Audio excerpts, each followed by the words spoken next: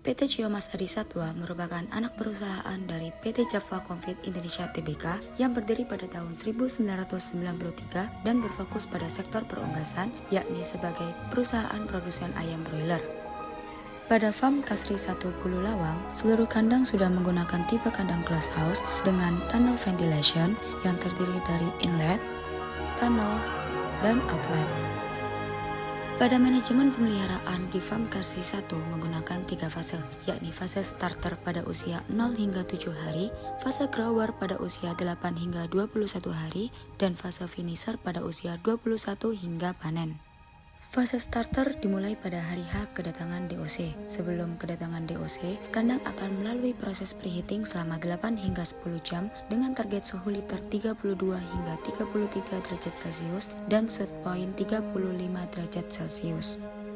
Ketika truk DOC sudah datang, operator akan memasukkan baby drinker ke dalam kandang. Selanjutnya, pastikan seluruh kipas pada truk DOC menyala. Kemudian turunkan seluruh box DOC secara bertahap dan lakukan sampling pada beberapa box untuk mengetahui berat DOC. Setelah itu, box dimasukkan ke dalam kandang secara estafet dan dilakukan penebaran pakan pada alas liter DOC. Seluruh DOC dikeluarkan dari dalam box secara perlahan. Kemudian, akan diambil beberapa sampel pada DOC untuk dilakukan evaluasi terhadap vaksin hatchery.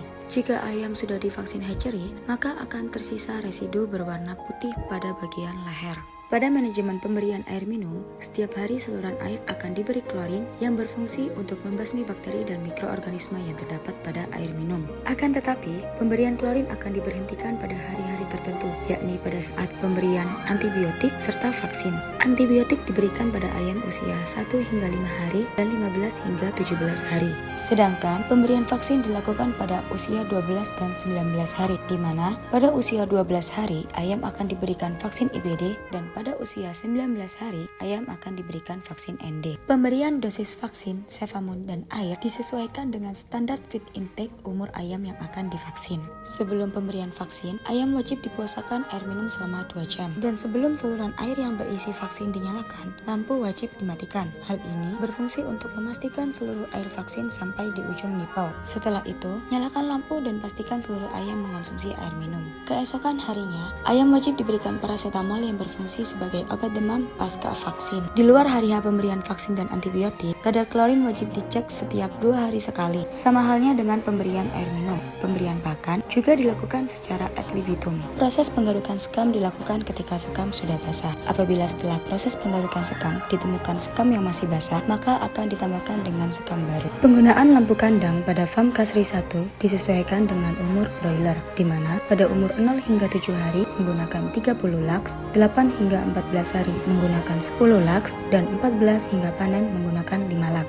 Kegiatan sexing dilakukan pada ayam berusia 12 hari, di mana untuk ayam jantan diletakkan pada sekat 2 dan 3, dan untuk ayam betina diletakkan pada sekat 1 dan 4. Kegiatan ini dilakukan untuk memudahkan proses penjarangan nantinya. Sampling BW dilakukan setiap sore hari. Apabila bobot ayam sudah tercapai 1,4 hingga 1,6 kg, maka akan dilakukan panen penjarangan. Dan apabila bobot ayam mencapai 1,8 hingga 2 kg ke atas, maka akan dilakukan panen raya. Prosedur panen diawali dengan masuknya truk panen ke dalam area bersih 2 dan dilakukan penggiringan ayam ke dekat pintu. Kemudian dilakukan pemasangan rel panen dan pengangkatan nipel serta super feeder untuk mempermudah proses panen. Setelah itu, krat kosong akan ditimbang dan dilakukan penangkapan ayam. Setelah krat terisi ayam, akan dilakukan penimbangan dan dicatat pada BTPA kertas dan digital. Krat dimasukkan ke dalam truk dan dilakukan penguncian pada area belakang truk. Setelah itu, truk menuju tandon utama untuk melakukan penyiraman pada bagian atas truk yang berfungsi untuk mengurangi stres pada ayam saat di perjalanan. Setelah semua ayam terpanen, kandang akan dilakukan proses cuci kandang, dimulai dengan pengangkatan seluruh nipel dan super feeder. Kemudian, dilakukan penggarukan sekam. Sekam yang menggumpal akan diambil oleh pengepul, dan untuk sekam yang masih tersisa akan dilakukan proses fermentasi selama 10 hingga 14 hari. Selama proses fermentasi berlangsung, cuci kandang akan tetap berjalan, dimulai dengan penyemprotan deterjen pada seluruh area dalam kandang dan dibilas dengan air bersih pada keesokan harinya. Pembilasan juga dilakukan pada exhaust fan bagian luar. Setelah itu, dapat dilakukan bersih-bersih lingkungan sekitar kandang dengan mengambil limbah cair sisa cuci kandang dan mencabut rumput liar di area sekitar kandang. Proses selanjutnya adalah penyemprotan disinfektan pertama, di mana pada hari pertama akan menggunakan larutan Desgreen 8 ml per liter dan hari kedua menggunakan Agrisit 8 ml per liter. Setelah itu akan dilakukan pemanasan lantai menggunakan gas olek infrakonik dan dilanjut dengan penyiraman kapur hidup. Penyiraman pada kapur hidup dilakukan pada lantai kandang dan area luar kandang. H-5 check-in, sekam fermentasi dibuka dan dilakukan perataan, kemudian ditambahkan sekam baru. Setelah itu dilakukan penyemprotan insektisida dengan larutan Dimen 500 ml per 500 liter. Pada keesokan harinya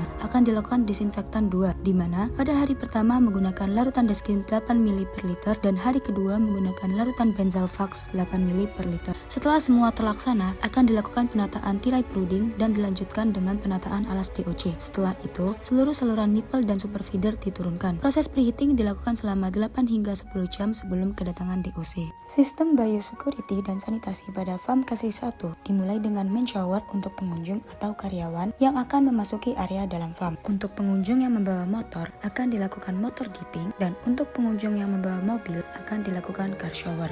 Ketika pengunjung atau karyawan akan memasuki area bersih 2, maka diwajibkan untuk melakukan body dipping dan menaruh peralatan pada box fumigasi. Untuk mobil yang akan memasuki area bersih 2 akan melewati car dipping. Ketika pengunjung atau karyawan hendak memasuki area kandang, diwajibkan untuk mencuci tangan terlebih dahulu dan melewati main shower serta foot dipping.